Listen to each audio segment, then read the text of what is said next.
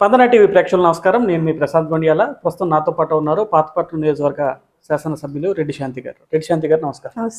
ముందుగా పాతపట్నం నియోజకవర్గ ప్రజలు ఈ దఫా ఎన్నికల్లో రెడ్డి శాంతి గారికి ఎందుకు ఓటేయాలంటే ఏమైనా సమాధానం ఇస్తారు? ఎందుకు ఓటేయాలంటే గత 5 సంవత్సరాలుగా జగనన్న పరిపాలనలో నీతివంతమైనటువంటి పరిపాలన, ధర్మమైనటువంటి రక్షణ, మరి కవచంలాగా నిజాయితీ అనేటువంటి కవచం ప్రతి ఒక్కరికి కూడా మరి జవాబుదారితనంతో పరిపాలన అందించినటువంటి సౌలభ్యం, సౌఖ్యం, సుఖం, మరి అలానే ఎక్కడ కూడా ₹1 లంచం లేకుండా ప్రజల కోసమే ప్రభుత్వం, ప్రజాప్రభుత్వం, జగనన్న ప్రజానాయకుడు, మరి మీ ఎమ్మెల్యే రెడ్డి శాంతి అనే విధంగా గత 5 సంవత్సరాలుగా సాగిన పరిపాలనలో ప్రతి ఒక్కరు కూడా నైతిక బాధ్యతగా మరి ఎక్కడ కూడా కులమత వర్గ విభేదాలు లేకుండా, పక్షపాతం లేకుండా, వివక్ష లేకుండా జరిగినటువంటి 5 సంవత్సరాల అభివృద్ధి కానీ సంక్షేమానికి ప్రతి ఒక్కరు కూడా జగనన్నే మళ్ళీ ముఖ్యమంత్రి చేసుకోవాలి, మీ రెడ్డి శాంతిని ఎమ్మెల్యే చేసుకోవాలని మనసారా ప్రార్థిస్తున్నాను, గౌరవపూర్వకంగా, హృదయపూర్వకంగా అభ్యర్థిస్తున్నాను. 2019లో రెడ్డి శాంతి ఎలాంటి హామీలతో అధికారంలోకి వచ్చారు? ఈ 5 ఏళ్లలో ఎంత మేర వాటిని పూర్తి చేశారు? 2019లో వచ్చినప్పుడు మరి అంతకుముందు జరిగినటువంటి పరిపాలనలో 2014-19లో ఈ నియోజకవర్గంలో చాలా ముఖ్యంగా చాలా కష్టాలు పడ్డారు ప్రజలు. ఎందుకంటే 2011 తలసరి ఆదాయం ప్రకారంగా జీడిపి గ్రోత్ చాలా తక్కువగా ఉండడం వల్ల 175 నియోజకవర్గాలు ఉండే ఆంధ్ర రాష్ట్రంలో 175వ స్థానంలో పాతపట్నం ఉండేది. మరి ఎందుకు ఉండేదంటే ఇక్కడ అత్యధికంగా పేదరికం, poverty is the main cause. So అప్పుడు మరి పేదరికం పోవాలంటే ప్రజలకి స్వయం శక్తిని అందించాలి.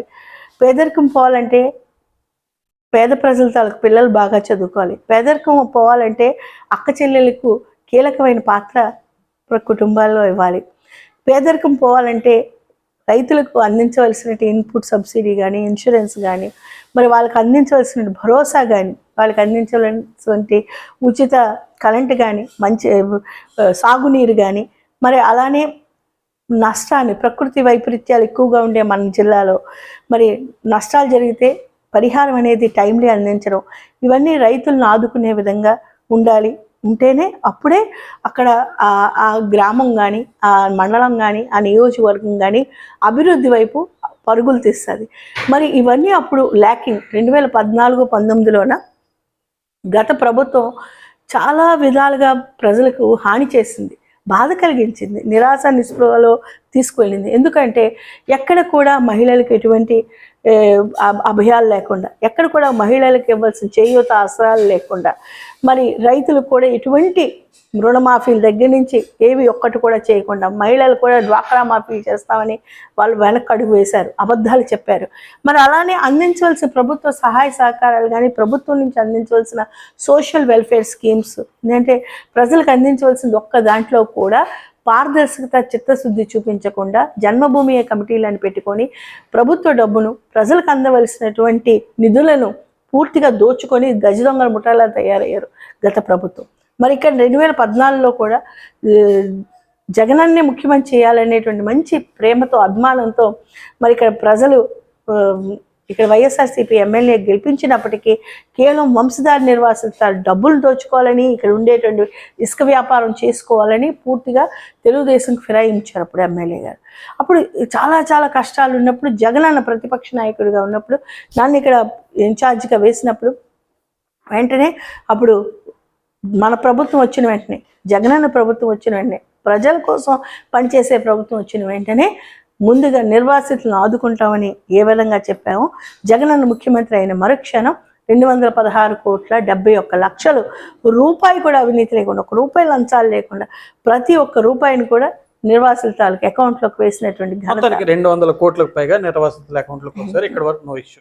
ఏదైతే 2019లో గతంలో ఏదైతే పరిహారం పంపిణీ సమయంలో అక్రమాలు జరిగాయి, టీడీపీ ప్రభుత్వంలోకి జంప్ అయిన అప్పటి వైకాపా ఎమ్మెల్యే భారీ ఎత్తున అవినీతి చేసి వచ్చారని చెప్పి పెద్ద ఎత్తున ఆరోపణలు చేసి 2019లో అధికారంలోకి వచ్చారు. మరి ఈ 5 ఏళ్ళు మీ చేతిలోనే అధికారం ఉంది కదా, గతంలో జరిగిన అక్రమాలపై ఏమైనా చర్యలు తీసుకునే ప్రయత్నాలు ఎందుకు చేయాలి? అవన్నీ అవి చర్యలు తీసుకునే విధంగా అంటే అన్ని విధాలుగా కంప్లైంట్స్ ఇవ్వడం జరిగింది, ప్రజలు నిర్వాసితులు కూడా కంప్లైంట్స్ ఇవ్వడం జరిగింది.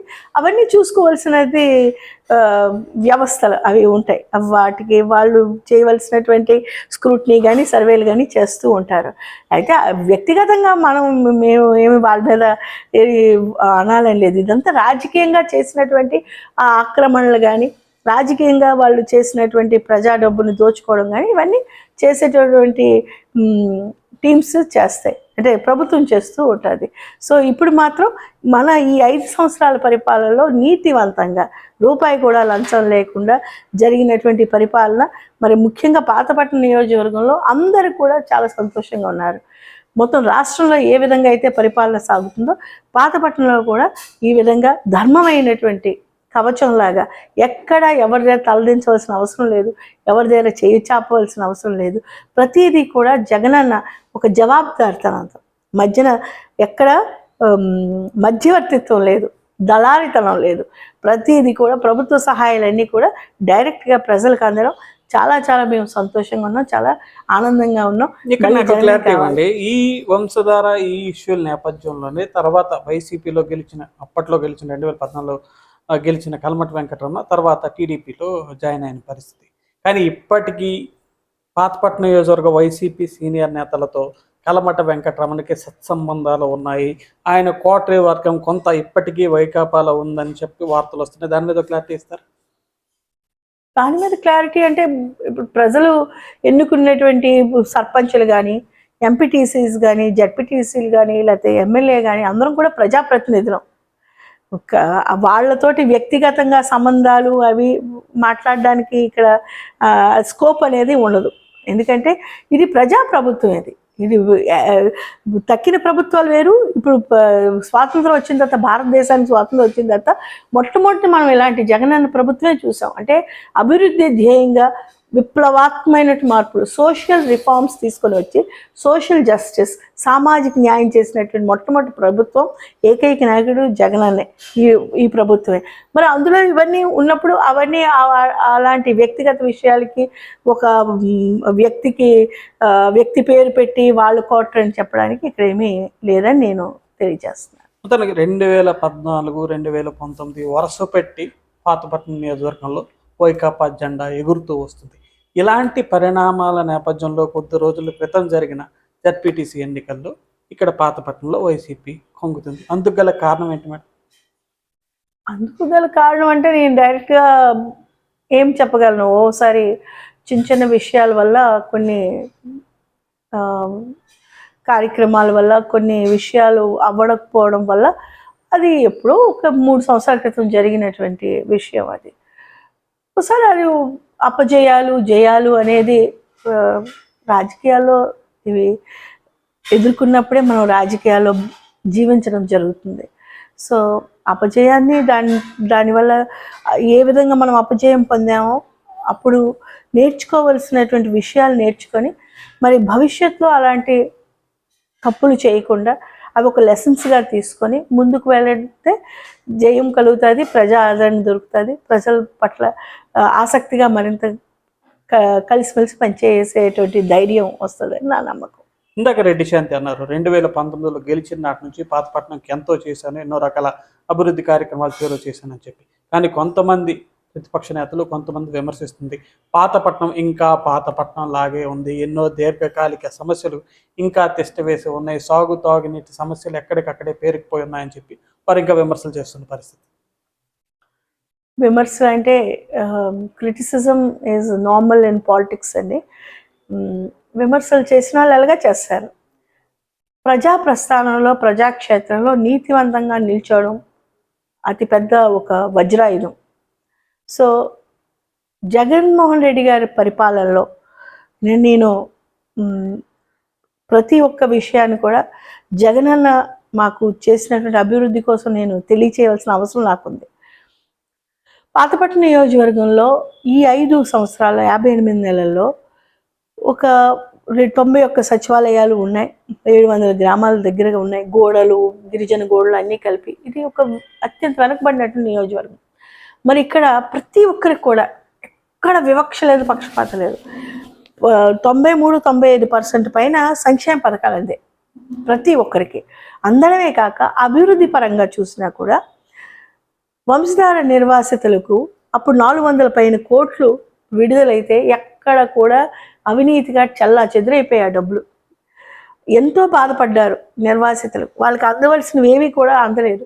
ఈరోజు అదనపు పరిహారం కింద జగనన్న 216,71,00,000 రూపాయలతో సహా జవాబుదారితనంతో ఈరోజు నిర్వాసితులకు వెళ్ళినటువంటి అభివృద్ధి మీరు చూశారు. స్వయం శక్తిని చూశారు, వాళ్ళలో కొనుగోలు శక్తిని పెంచి వాళ్ళకి న్యాయం చేసినటువంటి జగనన్న.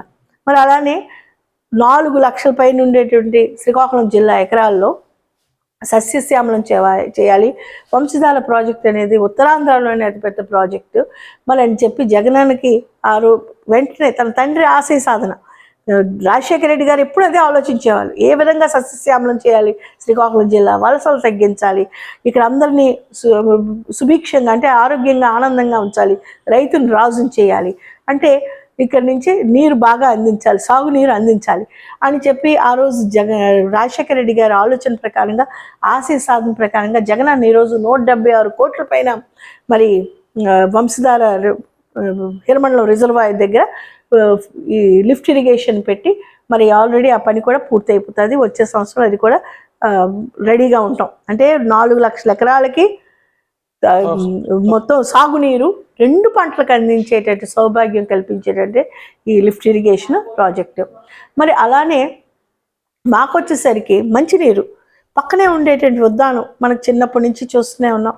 ఎప్పుడు అక్కడ చనిపోతున్నారనే మాటే కానీ ఆ చనిపోతున్న వారికి ఎలాగ అది కట్టడి చేయాలి, ఆరోగ్యాన్ని ఇంత 21st సెంచరీలో ఉన్న 21వ శతాబ్దంలో ఏంటి ఫీల్డ్లో డాక్టర్స్ ఫీల్డ్లోన మెడికల్ ఫీల్డ్లో అనేక రకాలైనటువంటి విప్లవాత్మక మార్పులు వస్తుంటే మనం ఎందుకు ఊరుకోవాలి అనేటువంటి పరిస్థితుల్లోన మరి ప్రతి ఒక్కరం కూడా ఆలోచిస్తున్న సమయంలో గత 2014 నుంచి 19 లోపు ఒక్క చిన్న కార్యక్రమం కూడా కిడ్నీ వ్యాధిగ్రస్తులకు కానీ మేడం మీరు ఒప్పుకుంటాను అది వైసీపీకే కాదు జిల్లా చరిత్రలోనే పెద్ద అచీవ్మెంట్ ఉద్దానానికి సాగునీటి అందించడం. ఆ ఉద్దానానికి సాగునీటిని తాగునీటిని అందించే ప్రక్రియలోనే పాతపట్నాన్ని విస్మయించారు. పాతపట్నంకి ఇబ్బంది అయ్యే పరిస్థితి ఉందని కొంతమేరకు అంటే ఇక్కడి నుంచి 150 కిలోమీటర్ల దూరం ఇచ్చాపురం కానీ అది అవన్నీ ఇంత పెద్ద పైపులు ఇది ఒక విప్లవాత్మకమైన మార్పు చేస్తూ అక్కడ 8 లక్షల ప్రజలు 440 పైన గ్రామాలు 7 మండలాలకు అందిస్తూ మరి జగనన్న మాకు కూడా మరి మేము మా నియోజకవర్గం నుంచి సాగునీరు తాగునీరు అందించేటువంటి మహాప్రసాదం మా నియోజకవర్గం అన్న మాకు కూడా నీరు అందించాలి, మాకు కడుపు మంటగా ఉంటుంది కదన్నా అంటే వెంటనే ఎక్కడ కూడా ఒక నియోజకవర్గంకి 265 కోట్లు కేవలం తాగునీరు డ్యూయల్ కనెక్షన్ అంటే ఆల్రెడీ ఇంటింటి కొళాయిలు ఉన్నప్పటికీ కూడా మళ్ళీ వెంటనే ఇది కూడా డ్యూయల్ కనెక్షన్ ఇస్తూ 265 కోట్లు ఆ పని కూడా వేగవంతంగా అవుతుంది. ఈ సంవత్సరంలో అది కూడా పూర్తయిపోయి మరి మాకు 20-30 సంవత్సరాలకు తాగునీరు సమస్య మొత్తం మా 5 మండలాలు ఎల్లన్పేట, హిరమండలం, కొత్తూరు, పాతపట్నం, మిలియాపుట్టి ఎక్కడ కూడా ఒక తాగునీరు సమస్య లేకుండా మా కోసం ప్రత్యేకంగా 265 కోట్లు మరి మంచినీటి పథకాన్ని అందించిన జగనన్నకు ధన్యవాదాలు. ఎమ్మెల్యేగా మీ ప్రొఫెషనల్ ఎజెండా చెప్పారు 20-30 సంవత్సరాలుగా అది ఎలాంటి రిజల్ట్ ఇస్తుంది అనేది కూడా ఒక క్లారిటీకి వచ్చేసారు. దీని గురించి ఒక క్లారిటీ ఉంది. కానీ మీ పొలిటికల్గా గడిచిన 5 ఏళ్ళు రెడ్డి శాంతి అనేక అసమ్మతిని ఎదుర్కొన్నారు, అనేక గ్రూపు రాజకీయాలకు పాతపట్నం వేదికగా నిలిచింది. ఈ సందర్భాన్ని ఎలా ఫేస్ చేశారు మేడం ఒక మహిళగా? రాజకీయం అంటేనే చాలా కష్టమైనటువంటి ప్రొఫెషన్. అందులో మన సమాజంలో మన కల్చర్లో ఏంటంటే లేడీ అనగానే రాజకీయాలు ఎందుకు అవసరం, ఏంటి అవసరం, ఎంత కష్టమైనండి అని ముందు నుంచి ఒక మనసులో ఆ విధమైనటువంటి ఒక భావన పెట్టుకుంటారు. అయితే నేను మా నాన్నగారు మా నాన్నమ్మ తాతయ్య 1952 నుంచి కూడా ఎమ్మెల్యేస్ ఎంపీగా అన్నీ చేశారు.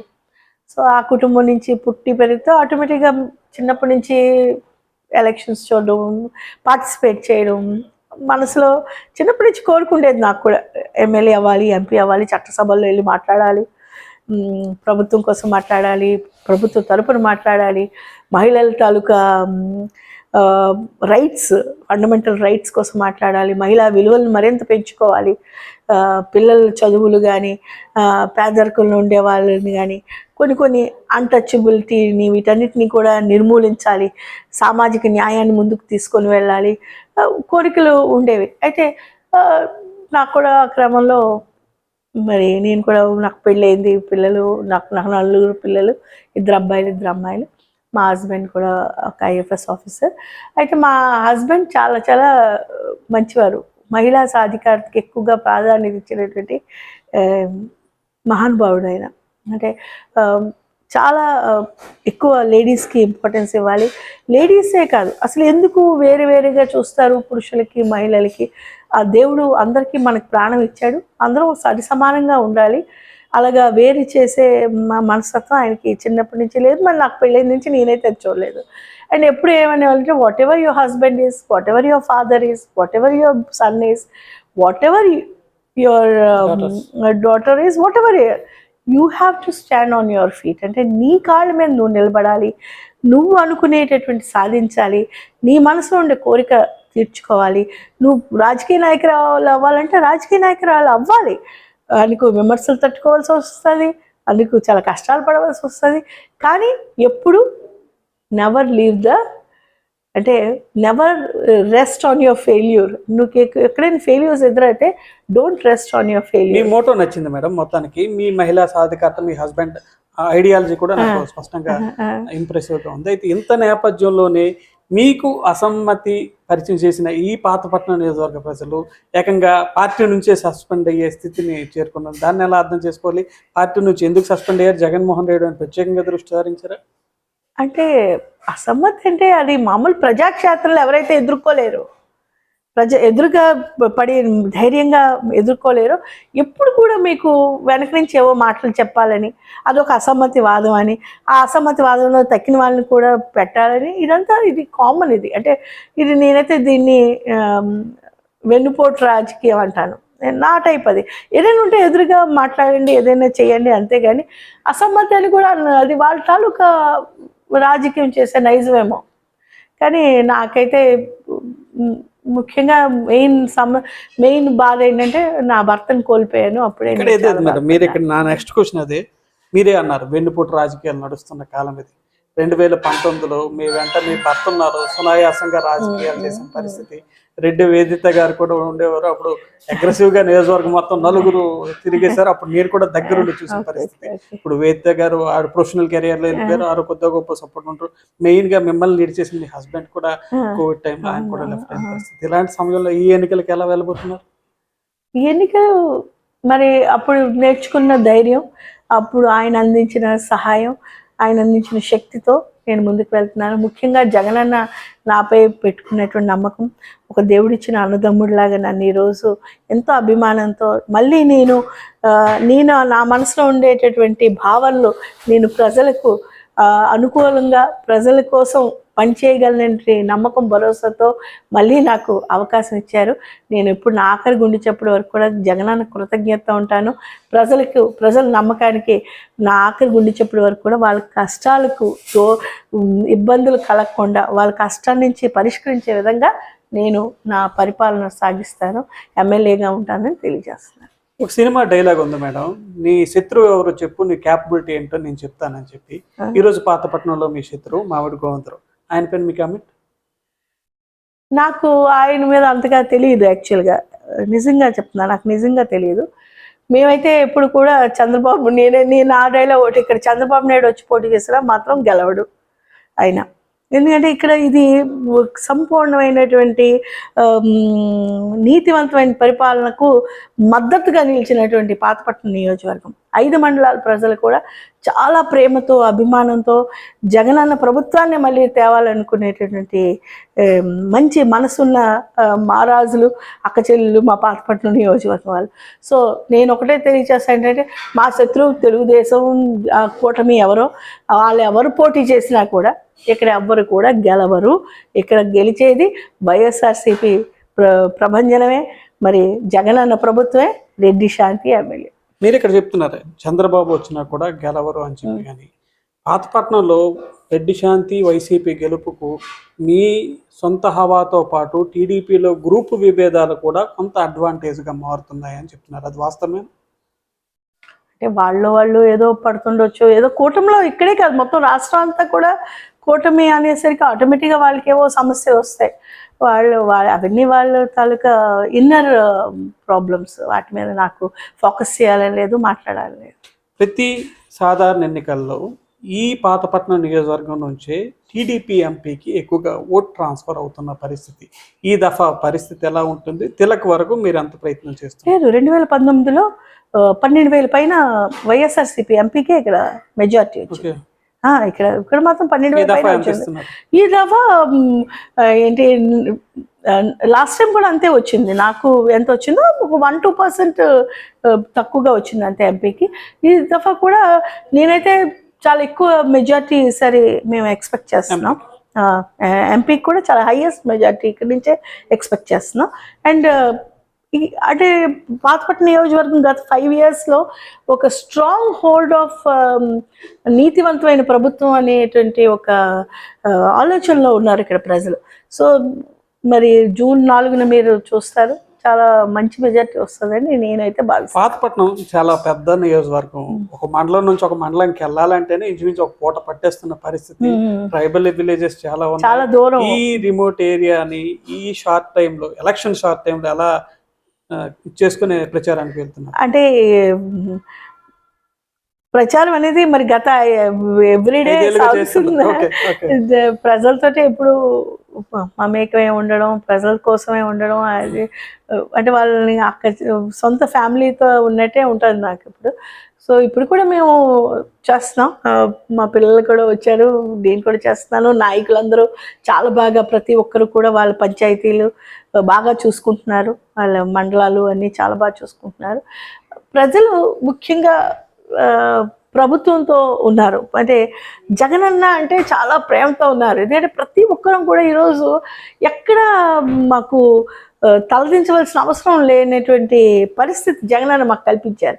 ఆత్మవిశ్వాసం ప్రతి ఒక్కరిలో పెంపొందించారు.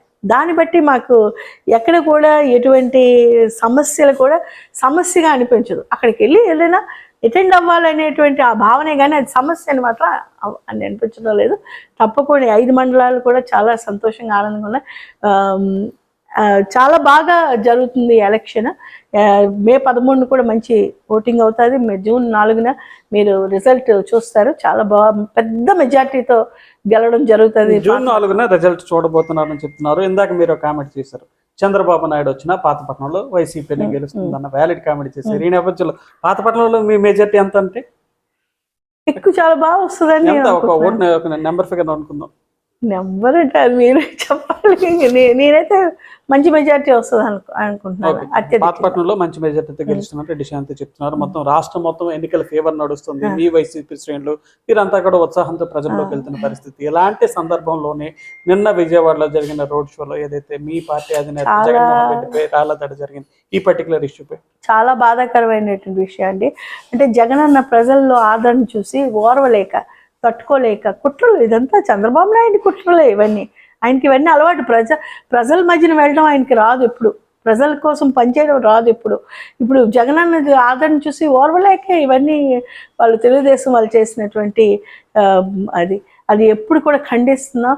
ఇంత మంచి ముఖ్యమంత్రి ఆయన ప్రజల్లో వెళ్తున్నటువంటి తీరును చూసి వాళ్ళు అంత ఓర్వలేనటువంటి కడుపు మంట వాళ్ళు చూపించారు. అది దేవుడు ఎప్పుడు కూడా క్షమించలేదు. ఇది ఓర్వలేని కడుపు మంట చూపించాను రెడ్డి శాంతి అంటున్నారు, కానీ టీడీపీ వాళ్ళు ఏదో మాదో కోడికత్తి డ్రామా అని చెప్పి అది నేను అంత కళ్ళ మీద చూస్తుండగానే ఇసిరారు. ఎంత గుండెలకు కలిసివేసేటటువంటి సీన్ అది. చాలా బాధ అనిపించింది. అసలు రాత్రంతా నాకు చాలా బాధగా అనిపించింది. అంటే ఇంతమందికి మంచి చేసిన జగనానికి వాళ్ళు ఇలా చేశారంటే దేవుడు ఎప్పుడు క్షమించడు, ఎప్పుడు కూడా క్షమించడు. ఈ నేపథ్యంలోనే ఏదైతే భవిష్యత్తు ఎన్నికల్లో వైనాట్ 175 అంటూ వైసీపీ వెళ్తుంది, వైనాట్ పులివెందులు అంటూ టీడీపీ వెళ్తుంది. భవిష్యత్తులో ఎలా ఉండకపోతే రాష్ట్రంలో రిజల్ట్స్ కంపల్సరీగా జగనన్న మళ్ళీ ముఖ్యమంత్రి అవుతారు. 151 మొన్న 2019 వస్తే నాకైతే ఈసారి 175 వస్తాయి. ఎందుకు రాదు? ప్రజలకు అన్నీ మంచి చేశారు. ప్రజలకు జవాబుదారితనంతో మంచి చేశారు. ప్రతి ఒక్క రూపాయికి కూడా జవాబుదారితనం ఉంది. ప్రతి ఒక్క ప్రభుత్వ సహాయానికి కూడా ఒక అర్థం ఉంది. ప్రతి ఒక్కరు పేదరికాన్ని నిర్మూలించారు. మహిళలకు గౌరవం ఇచ్చారు. మహిళా తాలకు సాధికారత పెంచారు. రైతులకు భరోసా ఇచ్చారు. మరి పిల్లలు చదువుకునే రీతిలో ఆంధ్రప్రదేశ్లో మనకి 28 రాష్ట్రాలు 9 పైన కేంద్రపాలిత ప్రభుత్వాలు ఎక్కడా తీసుకోలేనటువంటి విద్యా సంస్కరణలు, ఎడ్యుకేషన్ రిఫార్మ్స్ తీసుకున్నటువంటి ఏకైక రాష్ట్రం ఆంధ్రప్రదేశ్. ఈరోజు ఎడ్యుకేషన్ పరంగా చూస్తే అన్ని విధాలుగా చాలా బాగుంది. మరి ఆరోగ్యం అయితే అందరికీ తెలిసిందే.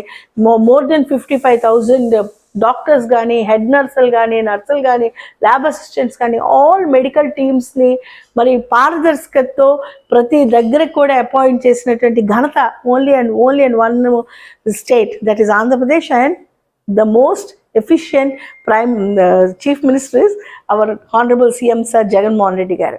మరి ఆరోగ్యాల్లో అయితే మాత్రం చాలా టాప్గా ఉంది. ప్రతి ఒక్కరికి కూడా ఈరోజు టెస్ట్లు అయ్యి వాళ్ళ తాలూకా ఆరోగ్య డేటా షీట్స్తో ఉండి 25 లక్షల వరకు ఆరోగ్యశ్రీ అంటే ఇంతకుముందు క్యాన్సర్ వస్తే ఏం చేయాలో తెలియలేని పరిస్థితి.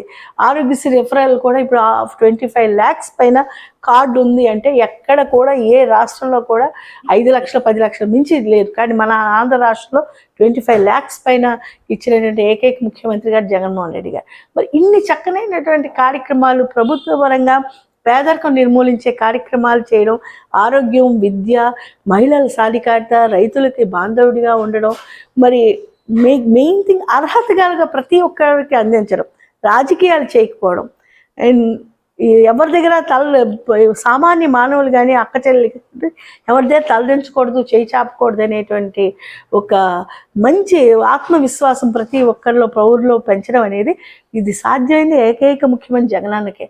అందుకే తప్పనిసరిగా ప్రతి ఒక్కరు కూడా మేలు చేసింది ఈ ప్రభుత్వం, జగనన్న మాకు మంచి చేశాడని తప్పకుండా ఫ్యాన్ పైన ఓటు వేస్తారని నాకు సంపూర్ణమైనటువంటి నమ్మకం. ఇది నేను దేవుణ్ణి ఎలాగా ఆరాధిస్తున్నానో మరి మనకి పేదరికం నిర్మూలించి మనకి మంచి చేసినటువంటి వాళ్ళకి ఓటు వేయాలనేటువంటి ఆ మంచి భావన కూడా ప్రతి ఒక్కరు ఉంటుందని నేను గాఢంగా నమ్ముతున్నాను.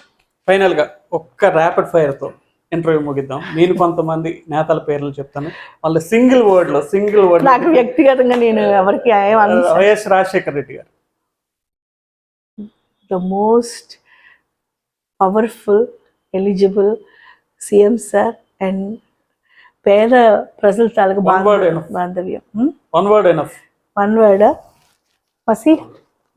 Jaganmohan Reddy. Messiah is my God. Nara Chandrababu Naidu. Not at all suitable for persons. Pawan Kalyan. మాటలు మార్చే నాయకుడు. ధర్మాన ప్రసాదరావు. చాలా గౌరవమైనటువంటి నాయకులు. పాలవలస రాజశేఖర్. నా తండ్రి, నాకు జన్మనిచ్చిన దేవుడు. రెడ్డి శ్రవణ్. మా కొడుకు. Future my son. మంచి దేవుని ఇస్తారు మీ సన్. Very responsible.